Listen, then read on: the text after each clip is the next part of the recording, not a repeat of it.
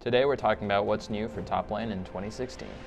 With Season 6 top lane, I think you're going to see even more variety than you did before. I think every single season Riot allows more champions to be viable, and you can play anything from tanks to AP carries to bruisers, and they're all just great in the top lane. The Rift Herald is a minion that spawns in the Baron area before 20 minutes, and it gives a buff when you kill it that pretty much is like a mini Baron buff, except the minions aren't hard to kill, but they do more damage, and you have improved recall. If you get ahead in lane, Rift Herald can help just snowball the lead that you have already. So if you say you solo kill your lane, push them out of lane, and your jungler's around, you can just go get the Rift Herald, just get a pretty easy back, 'cause it's like a 4-second back timer. Once you get it, just reset and then pressure your lane so the minions get buffed and try to take the turret.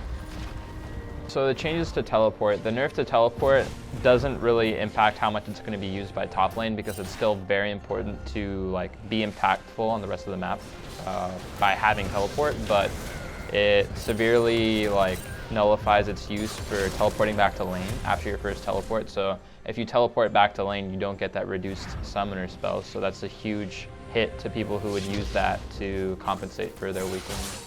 In solo queue, you can go Ignite and try to kill your opponent. There's quite a few players in solo queue and high elo that only go Ignite and try to snowball off killing their opponent. That can definitely work, especially if you're playing really snowball heavy champions like Renekton or Quinn or something like that. So I think mastery changes are what the game is balanced around more now than it ever was before. Champions are getting buffed or nerfed depending on how strong these masteries are.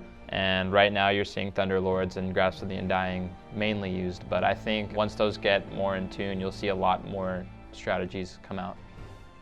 You're never really going to have any use for red trinket, so blue trinket or yellow trinket's better, especially because you want to try to be split pushing right now. So any trinket that allows you to ward is really good, and ward for yourself. So blue trinket's good for warding safely, and yellow trinket's good if you're just trying to get as much vision down.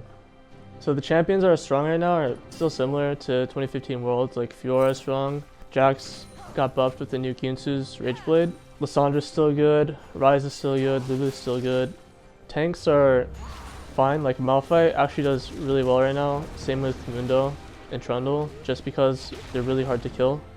And a lot of teams, especially in solo queue, are playing all 80 comps, so if you can just stack armor on the tank, they can't kill you, and you can kill them. That's the latest on what's happening so far in Season 6, but remember that League of Legends is a game that's always adapting and always changing, and anything can really happen. Good luck in 2016.